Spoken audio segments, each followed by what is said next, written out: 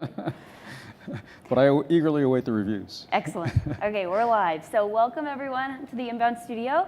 I'm Laura Moran, your host, and I'm here with Mike Resendiz, Pulitzer Prize-winning journalist from the Boston Globe Spotlight team. Yes. Thank you so much for being here and joining us at Inbound this year. It's a pleasure to have you. It's a pleasure to be here. I want to just jump right in on journalism as a topic. What drew you to journalism and investigative journalism in particular? Well, I started my career while still in university at a small crusading newspaper in a low-income neighborhood called East Boston, which isn't very far from here. The paper doesn't exist anymore, but it had about a 20-year run, and we were trying to use journalism to make this impoverished neighborhood a better place. We were fighting expansion of Logan Airport. We were going after arsonists. We were taking out some pretty tough characters. And that was the mission, really, to use journalism to make change. And that is still my mission. What drives that in you to, like, why journalism to do that for you? Writing or reporting? Well, I was very interested in politics. I was kind of precociously politically aware, even in high school, in junior high school. But I found that I often didn't agree with people I was working with. And I found that I never really wanted to march with a group along the party line. I just felt I often had disagreements. I had a habit of asking too many questions. And it just seemed like journalism, once I got introduced to it, was a more natural place for me. You've been in this business for a long time, Yes. and it has certainly changed. A lot of the landscape around journalism has changed in the past 20, 30 years. How have you experienced that in your own career? And I think, what is it like working at a newspaper in 2018? Well, it's a little bit troubling to be working at a newspaper because the internet, as wonderful as it is, and it's wonderful in many ways, has destroyed the revenue model of traditional newspapers. It used to be that classified advertising was really kind of the mother's milk of a metropolitan newspaper, and it certainly was for the Boston Globe. But now the classifieds have disappeared. I mean, classifieds are all on Craigslist, and retail advertising has disappeared, and there's not a lot that's left. And newspapers are now trying to put a greater emphasis on circulation revenue, and that's fine for the New York Times, which has a global brand, and it's fine for the Washington Post, but it really doesn't work that well for other metropolitan newspapers or for smaller newspapers. So what we have in local journalism right now is really kind of a serious crisis. And you can see it in places like the press room at the Massachusetts State House. When I was a young reporter, that room was packed. And if I had to go up there to cover a story, I was not a State House reporter at that point, I would have to beg someone to borrow a corner of their desk or sit on the floor. Now you go up there and there's no one in there. I mean, there's a couple of reporters for the AP, and that's about it. We have a situation where city halls and state houses around the country are not being covered at all. That means basic accountability journalism, holding public officials accountable for what they say and what they do for their publicly financed salaries is just not happening. So it is a kind of troubling time to be working at a newspaper, even though at the Globe we put most of our energy into bostonglobe.com, but still, it is not a revenue generator. Digital advertising was supposed to save the newspaper business, but digital advertising never materialized because newspapers can't compete with the search engines. So as bleak as that may sound, and it is bleak and it is troubling, I think there are a lot of positive signs on the journalism horizon. I think there's a lot of interesting experimentation going on with the nonprofit model. I think we're seeing a lot of accountability journalism at the local level that is being financed by donors, and we're seeing it on the national level. Organizations like ProPublica, for instance, and the Center for Investigative Reporting, and the Center for Public Integrity really do a lot of terrific investigative reporting, and they're experiencing greater and greater success. So it is both a troubling time and a scary time and a very interesting time. As a reporter, what do you see as your role in sort of helping solve or save the newspaper or publication situation that you're in while, not being on the commercial side of the business? Well, one is to do a good job, because I believe that it's really more important than ever to draw readers through the content that we're producing. You know, for decades, we made money off people who really didn't pay that much attention to the stories. You know, they picked up the newspaper because of the classified ads, or because of the inserts and the shoppers and things like that. But now what we're really understanding is that what we produce of value is our content, is the stories. So in one sense, my responsibility is to just keep doing a very, very good job. But also in a wider sense, you know, I'm trying to be aware of the larger landscape and to follow a lot of the experimentations that's going on, and to encourage it wherever I can, wherever I think it's wise. In many ways, you know, thinking about what we're just talking about, the fact that the Spotlight team as an investigative team at the Globe even still exists and is as large as it is pretty unique for many papers and many publications. How do you guys look for stories, think about the way that you're telling stories, and you know, both capturing an audience and telling a story, but also being third-party, you know, independent reporters at the same time?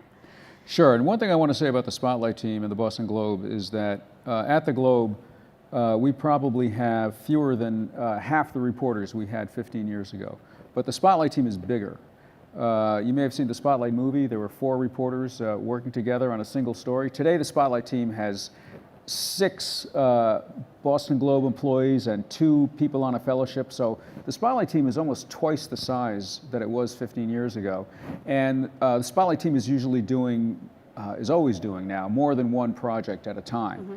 And there are a couple of reasons for this. One, it is altruistic. You know, we believe that it is our responsibility, our obligation under the First Amendment to produce this kind of journalism. But also, we've discovered, and I think this is maybe the most important message I can send out there, what we've discovered is that people really like it, and they're willing to pay for it. And we know this with utter certainty, because now we have all these metrics that we can use to see how many people are reading us online. In other words, there is a website, probably most newspapers subscribe to it, but I can go onto this website at any time and I can see precisely to the number how many people are reading bostonglobe.com. And I know I can see the average amount of time that a reader is spending on a particular story. And to a certain extent, we can tell which stories are driving subscriptions, because if someone goes to bostonglobe.com and then subscribes, we can see what the last story they read was. So yes, expanding the Spotlight team, it is altruistic, but also, again, and this is my main message, this is good business. You know, the Spotlight team makes good business sense. Yeah. And to answer the other part of your question, you know, we tell stories in many ways simultaneously. You know, we still do the 3-part series or the 4-part series or the 2-part series. But we also almost always have video that goes with the story, and we have lots of interactive charts and things of that nature. So we're trying to use all the advantages that exist online, even as the online universe seems to be restricting our revenue. But we try to tell stories on different platforms in a lot of different ways, so they're more accessible to more people. Are there certain areas in that you find resonate better or differently with your audience? Video versus audio versus print? No, I don't. You know, one of the wonderful things about this is we've discovered that readers really like the kind of news we enjoy producing. It's been a really pleasant discovery. I mean, I have to tell you, when we first got this technology, these metrics where we can see how popular each story is, you know, I was scared. You know, I was terrified, because I thought, wait a minute, you know, how many people are really reading a 7,000-word Spotlight story? I mean, what if it's no one? But to my great surprise and delight, it was virtually everyone. And so it was incredibly affirming. And, you know, we're doing the same kind of accountability journalism we've always done. We're just adding that video component and, you know, paying a lot more attention to how we can present data to readers in interesting and interactive ways than, of course, we used to when we were just a print product. Yeah.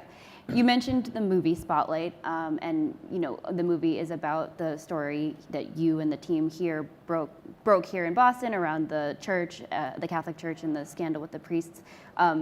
That story has sort of reared its head again in Pennsylvania. So I was just curious, I guess, they're different papers, they're different areas, I understand that, but do stories like that ever go away for you? Are you always kind of constantly working on with the types of stories that that are that you're working on? Do they ever end, and do you ever stop fully thinking about them? Well, some do and some don't. I think the story about child sex abuse in the Catholic Church is not going to end anytime soon. Because 16 years after we published our series, the Vatican has really yet to come to grips with this horrible issue and has really yet to take any significant action. And therefore, this will go on and this will continue. And when the Pennsylvania story broke, many people were very rightly horrified. And I was asked to speak about it. But my message was that as awful as this is not new. This is exactly like Boston, it's exactly like Tucson, it's exactly like LA, it's exactly like Ireland, Australia, and Chile. And so this one I think is going to be with me for a while. I can tell you about a story that I wrote just yesterday.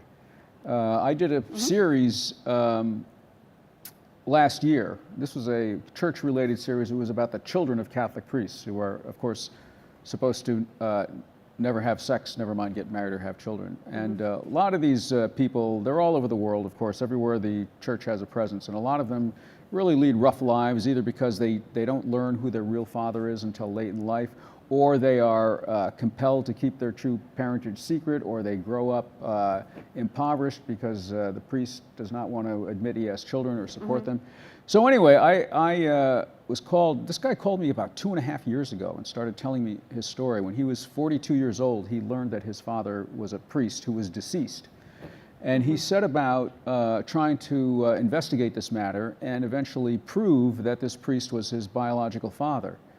And he spent 25 years doing this and getting stonewalled by a Catholic religious order called the Oblates. And finally, after badgering them for years, they gave him permission to exhume the priest's body and take a DNA test. And yesterday, he got the DNA test results confirming that this priest was in fact his father. And the story's on BostonGlobe.com right now. But that's a story that I started working on 2.5 years ago, and it seems to have come to some resolution finally today. Other stories are not the same. Other stories, you do the story and you move on to the next one, and they don't come back. But many do. Many of them are big subjects, big stories, and for that reason, they stay with us. Is the persistence, like in that case of working on something for 2 years, is that difficult to keep on keeping on over that long a period of time? There have to be, I would imagine, like ups and downs and lulls of no new information or no progress on the story. How do you keep up with that? I think just pure doggedness is a requirement for any successful investigative reporter. You have to be the kind of person that just doesn't want to let go once you get onto something. And once you're convinced it's important and you're convinced it's real and there's a story there, you just have to be sort of the type of person that's just not going to let it go until you get to the very end. What's your favorite part of your job? Well, it's difficult because there are really a lot of parts of my job that I like. When I initially went to college, I wanted to be a novelist. So I do like the writing part of it. But it's possible that I'm just a more natural reporter. I think for me, the most important part of it is inherent curiosity and empathy with people. I have a lot of success talking to people who've lived through very trying events. And I think the reason people open up to me is because I really want to know. It's like I'm not fishing for a quote for a story that I'm going to file and forget. You know, I think I usually sincerely want to know what's going on and what people have experienced. And so, you know, I like the people I meet, and I like research. I'm a natural researcher, and that's important. So I think you know, investigative reporting requires a variety of skills, and it just so happens that I like several of them. There isn't much I don't like. I mean, the editing process can be a little grueling and unpleasant, but otherwise, I think I like all of it. What role has mentorship played over the course of your career? Is there anybody that has been particularly inspiring, or that you admire in a way that's had an effect on your work or your? Oh, sure. Mentors are very important. And there was a reporter and columnist for the Boston Globe. His name was Alan Lupo. He's no longer with us, unfortunately, but he was someone. I read him in the Boston Globe, and then when I was working at this neighborhood newspaper in East Boston, Al just kind of liked what we were doing. He lived nearby in Winthrop, which is where I live today, and he would stop by the paper and just hang out.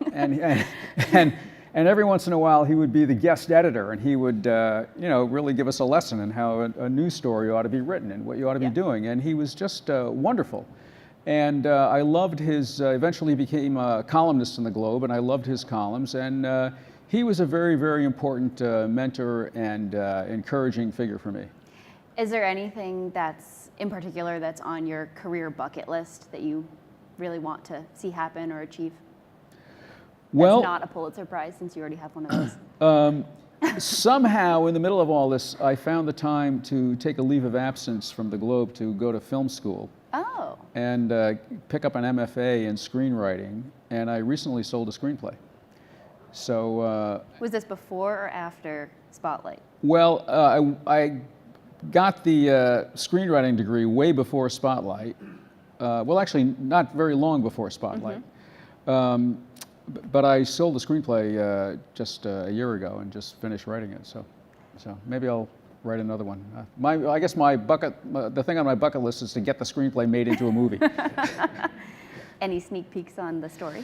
I can't, unfortunately, but it has nothing to do with the Catholic Church. But it is based on a true story and some stories I've written for the Globe. So. All right. Knowing all the things that you've seen and been through and know today, what advice would you give to your teenage self? You know, everything sort of worked out. So I don't know if I would give my teenage self any particular advice. I might say, you know, don't give up, but I guess I never did. So, fair enough. Yeah. Okay, final question. Sure. We ask everybody. Yeah. What does inbound mean to you? Well, I think what most impresses me about inbound is that it's not just about marketing and business. It's about an attitude. You know, there's an attitude that businesses can succeed by treating people well and treating people respectfully. I think in a lot of ways it's a counterintuitive attitude. I mean, a lot of people, maybe myself included, consider business just to be sort of a cutthroat environment. And inbound seems to be promoting a different way of looking at a business that I think is creative and exciting and morally a lot more pleasing. Excellent. Well, we're so glad to have you here. Thank you for being with us. Thank you for stopping by the studio and joining us this year at Inbound 2018. It's my great pleasure, and it's really nice to see everyone. Thank you, everyone.